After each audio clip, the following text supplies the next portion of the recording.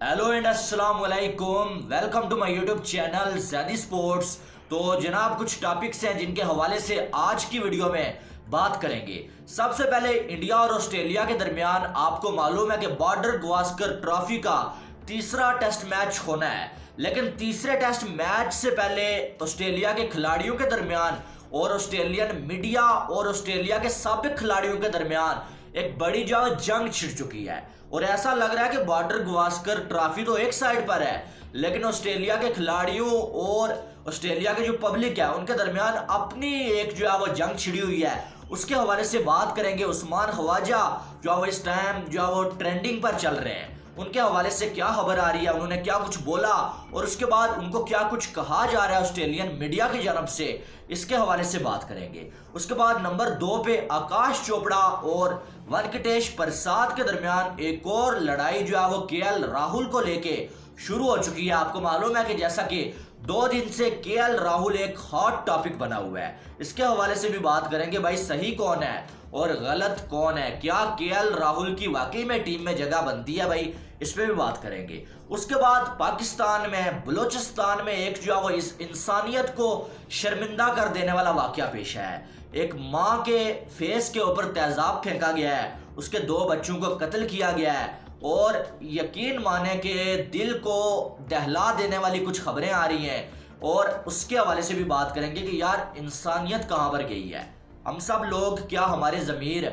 मर चुके हैं, इसके हवाले से भी बात करेंगे। तो आगे बढ़ने से पहले वीडियो को करें लाइक और चैनल पे अगर आप पहली बार आए तो चैनल को सब्सक्राइब करें ताकि आने वाली तमाम अपडेट्स आप तमाम दोस्तों को बर वक्त मिल सकें। तो जनाब सबसे पहले बात करेंगे किसके हवाले से, सबसे पहले बात करेंगे हम जो है वो केएल राहुल के हवाले से। आपको मालूम है कि वेंकटेश प्रसाद कितने दिनों से केएल राहुल के स्टैट्स निकाल रहे हैं, केएल राहुल के ऊपर बात कर रहे हैं और सीधा सीधा वो ये बोल रहे हैं कि केएल राहुल की इंडिया की टीम में फिलहाल जगह नहीं बनती है जैसी उनकी परफॉर्मेंस है, लेकिन पहले उनको कोई जवाब नहीं दे रहा था। अब आकाश चोपड़ा उनके जवाब में निकल के आए और आकाश चोपड़ा उनको जवाब देने की कोशिश कर रहे हैं। कल जो आकाश चोपड़ा ने केएल राहुल के कुछ स्टैट्स निकाले हुए थे, सेना कंट्रीज के स्टैट्स निकाले हुए थे और उनका ये कहना था कि जो केएल राहुल हैं उनके जो है वो सेना कंट्रीज में तो रिकॉर्ड अच्छे हैं भाई, तो उनको आप बाहर बिठाने की बात कैसे कर रहे हैं, टेस्ट में तो उनका रिकॉर्ड बहुत अच्छा है,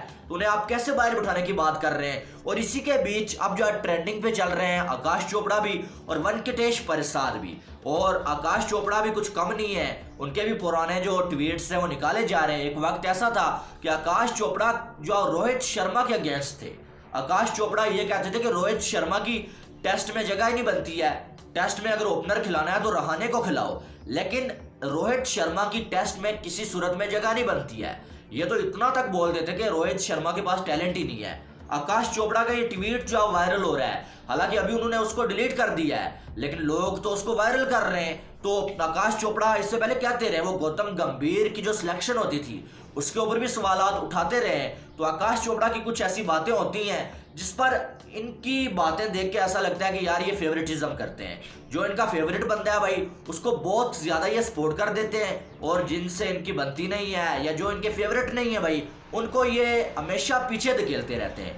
भाई आप अगर एक बंदे के स्टैट्स निकाल के ला रहे हैं, आप शुभमन गिल के स्टैट्स भी निकाल के ला सकते हैं, आप मयंक अग्रवाल के स्टैट्स भी निकाल के ला सकते हैं, आप संजू सैमसन के स्टैट्स भी निकाल के ला सकते हैं। आपने वो तो निकाल के नहीं लाए, आपने सिर्फ स्पेशली जो है वो राहुल के स्टैट्स क्यों निकाल के लाए। आपको ये तो नजर आ रहा है कि राहुल की जो परफॉर्मेंस है, लेकिन आपको ये क्यों नहीं नजर आ रहा कि संजू सैमसन की जगह बनती है टीम में, वो क्यों नहीं खेल रहा। आपको ये क्यों नहीं नजर आता मयंक अग्रवाल टीम में क्यों नहीं खेल रहा, आप उनके स्टैट्स क्यों नहीं निकाल के ला रहे। और सीधी बात है कि केएल राहुल की इस बात को मानने से कोई इनकार नहीं कर सकता कि सेना में उसके रिकॉर्ड अच्छे हैं।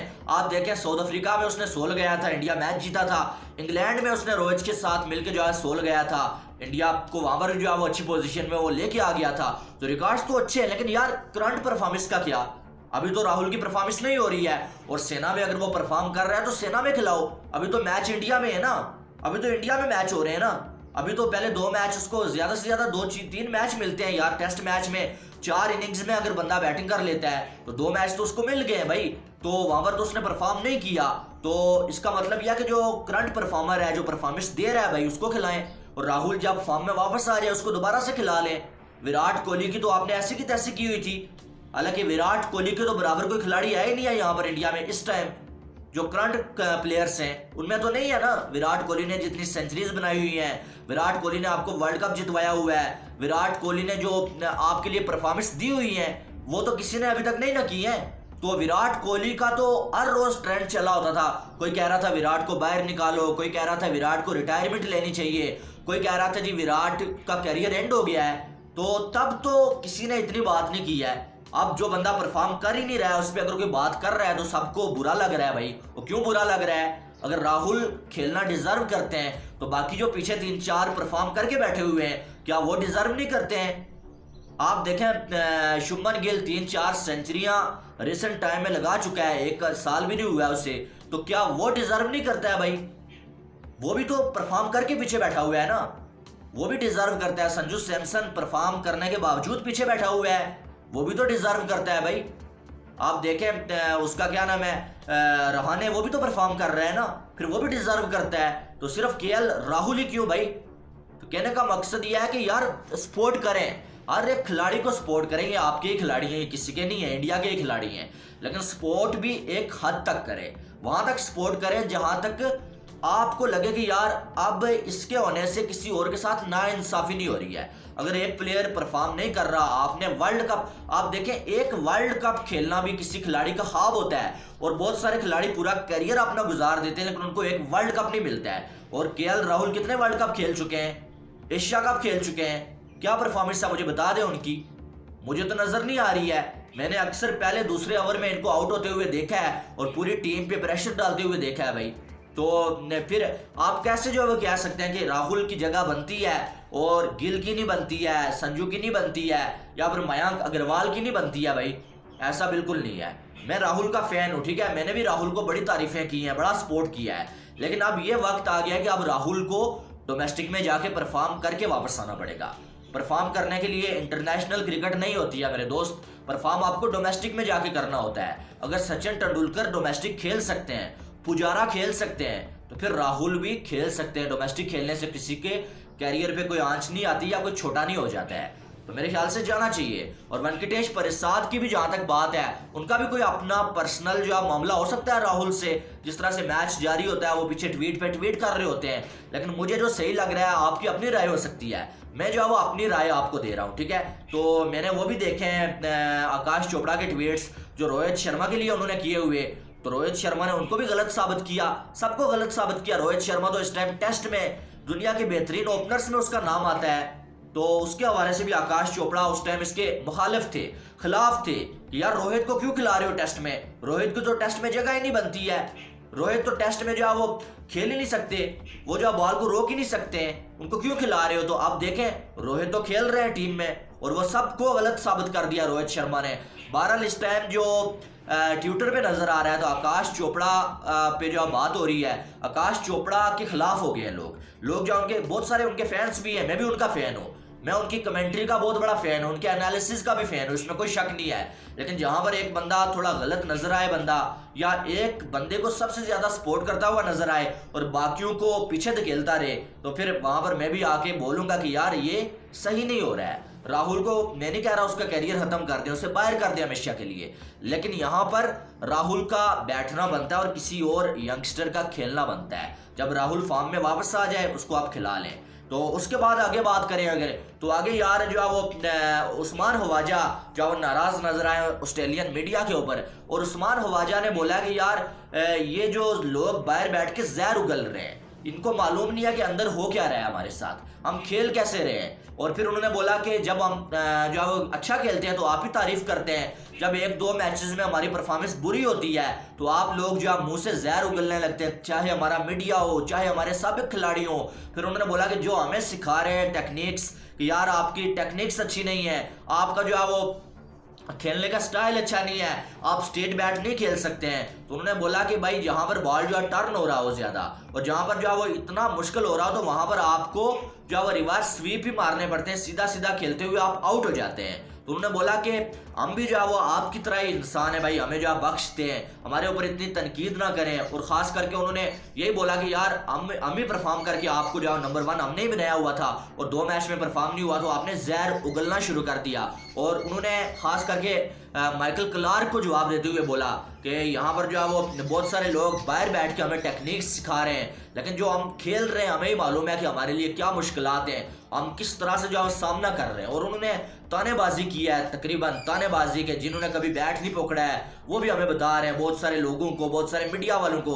उसके बाद ऑस्ट्रेलियन मीडिया ने उस्मान ख्वाजा को ऐसी की तैसी कर दिया है। ऑस्ट्रेलियन मीडिया ये कह रहा है कि उस्मान ख्वाजा का घमंड है भाई, ये मगरूर हो गया और इसका घमंड है, इसी वजह से जो हमारी टीम हार रही है। फिर वो कह रहे हैं कि टॉस जीतने के बाद जो वो होम एडवांटेज भी नहीं उठा सके, हमारी टीम में घमंड था, गुरूर था कि हम इंडिया को हरा लेंगे, इसलिए प्रैक्टिस मैच भी नहीं खेला, ओवर कॉन्फिडेंस हो गए थे, बड़ी बड़ी बातें की हुई थी कि भाई 2-1 से इंडिया को शिकस्त देंगे, इसलिए हम इतने ज्यादा जलील हुए हैं। बॉर्डर गवास्कर ट्रॉफी रिटेन कर लिया इंडिया ने, टेस्ट की नंबर 1 टीम इंडिया बनने जा रहा है, WTC का फाइनल इंडिया खेलने जा रहा है, हम फाइनल से बाहर जाने लगे हैं। तो ये सब इतनी बेइज्जती जो है वो हमसे बर्दाश्त नहीं हो रही है। तो ऑस्ट्रेलियन मीडिया अब अपने खिलाड़ियों को नाम ले लेके, पहले वार्नर का नाम ले लेके उसको क्रिटिसाइज किया, फिर स्मिथ का नाम ले लेके अब जो वो उस्मान ख्वाजा के पीछे पड़े हुए हैं और उसको भी क्रिटिसाइज कर रहे हैं और उसको कह रहे हैं कि तुम जो है वो जहर हम नहीं उगल रहे, तुम उगल रहे हो, तुम जो है वो मगरूर हो गए हो, घमंड है तुम्हारा, तुम घमंडी होके बात कर रहे हो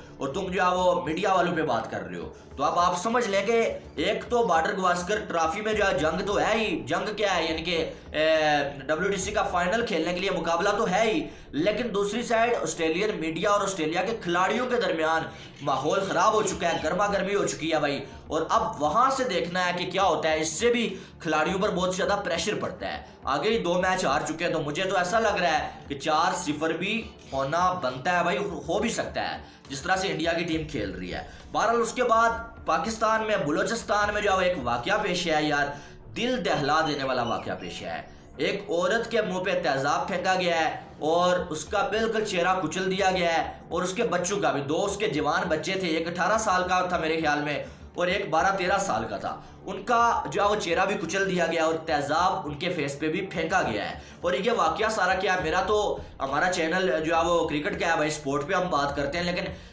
इंसानियत के नाते मैं इस पे बात करना जरूरी समझता हूँ। तो भाई बलूचिस्तान में जो है वो एक जो है वो बलूचिस्तान का वजीर है इस टाइम, जो हुकूमत में है इस टाइम वो बंदा, और वो जो है वो उसने जो है वो एक सरदार है, उसको सरदार बोलते हैं, जो होते हैं ना मोहल्ले में कुछ सरदार होते हैं, वो बड़ा जालिम इंसान है। उसने कुछ लोगों को अपना गुलाम बनाया हुआ है, बंदी बनाया हुआ है। एक तो जेल होती है ना, दूसरी एक होती है किसी को भी आप जबरदस्ती कैद कर लेते हैं और उससे बोलते हैं मेरे घर में नौकरी करो, अगर ना की तुम्हें मार दूंगा, आप जो है वो अपनी ताकत का मुजाहरा कर रहे होते हैं। तो ऐसे ही जो है वो एक औरत को और उसके 5 बच्चों को इस सरदार ने जो है वो बनाया हुआ था, बंदी बनाया हुआ था, गुलाम बनाया हुआ था, उनसे घर में काम करवाता था नौकरों की तरह। उसकी जो जवान बच्ची है उसके साथ जो है जबरदस्ती करता था, उसकी वो इज्जत लूटता था, आप ये कह सकते हैं। तो वो उस औरत ने कुरान हाथ में लिया और उस औरत ने जो है वो एक वीडियो बनाई थी कि यार कुरान का वास्ता है, आपकी जो मुकद्दस किताब है उसका वास्ता है आपको कि यार जो है वो मेरी जान बचा लें, मेरे बच्चों को आज़ाद करवा लें। किसी ने कोई ध्यान नहीं दिया, हमारी हुकूमत अपने फड्डू में लगी हुई थी, हमारी अदालतें अपने फड्डू में लगी हुई थी,